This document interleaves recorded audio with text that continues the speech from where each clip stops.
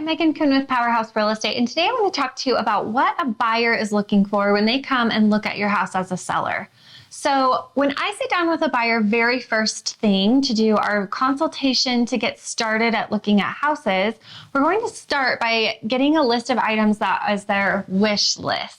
Now, of course, if you're a buyer, this video is going to be helpful for you to understand what should be on your wish list. If you're a seller, it's also important to know what buyers are looking for specifically, the things that you should be paying attention to when prepping your house to sell. The very first thing that we always talk about when we're creating their wish list is going to be location. Location is going to be obviously something that can't be changed. And so we want to make sure that it's in a location that works for the buyer. This isn't something that as a seller you have any control over. Just know that if a buyer is looking at your home, they are looking in that location specifically to make sure that the home works for them when they've already decided that they like that location. As we continue down the wish list, we're going to be looking for bedrooms, bathrooms, floor plans. Again, you don't have a lot of control over these things as a seller. You just know that if a buyer is walking through your home, these are things that they've already talked to us about, and we've made sure going in that it's going to work for them as far as functionality goes. Now, as we're walking through, a buyer is creating a little checklist in their mind to make sure the pros, cons, what they like, what they don't like, things that they would need to fix or change immediately, things that they could live with, things that they love. And so this is the mindset of a buyer going in. So to be really transparent and to understand from the buyer perspective, you could do a walkthrough of your home, start at the front door, start walking through and notice all the little things that a buyer might notice. And as your agent helping you list your home, this is what I'm going to be doing. I hate to offend a seller and say that your home isn't perfect for a buyer, but also it wouldn't help you at all if I told you that your home was perfect and that it would work for every buyer. And so being very helpful and helping you understand what a buyer is looking for, we're going to look at all of these things. We want to make sure that the condition is really nice so they can walk in and feel like they're getting a home that doesn't need a lot of maintenance right up front. We want to make sure that things are livable, that they can move in and there isn't ratty carpet that needs to be replaced.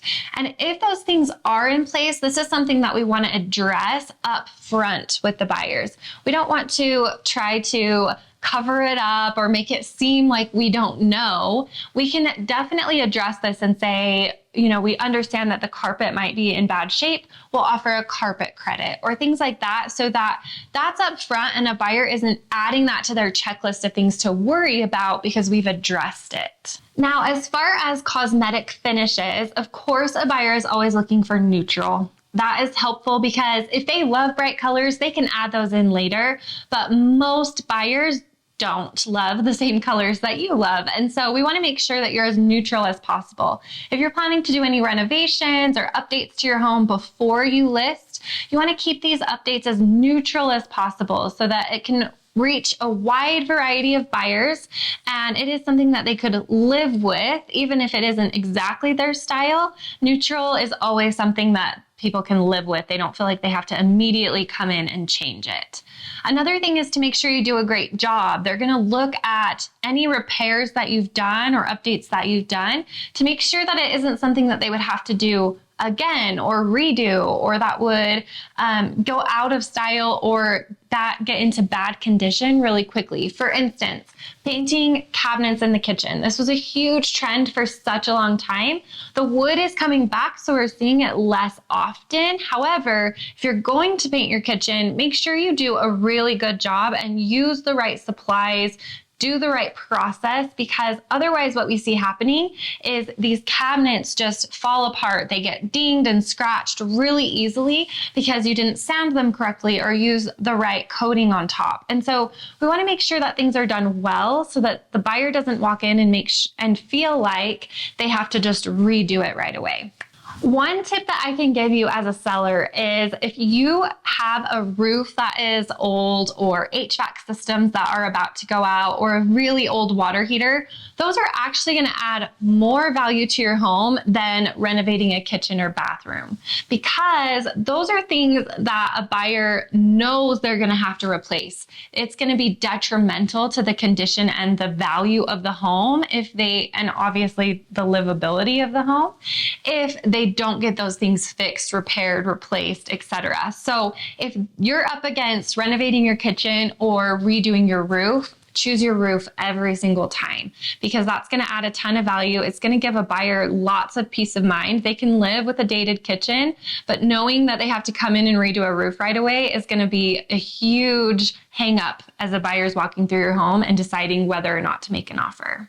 And lastly, if you do have a little bit of extra time and funds to do something in your home before you get it listed, I would always recommend paint and flooring as your first two items that you do.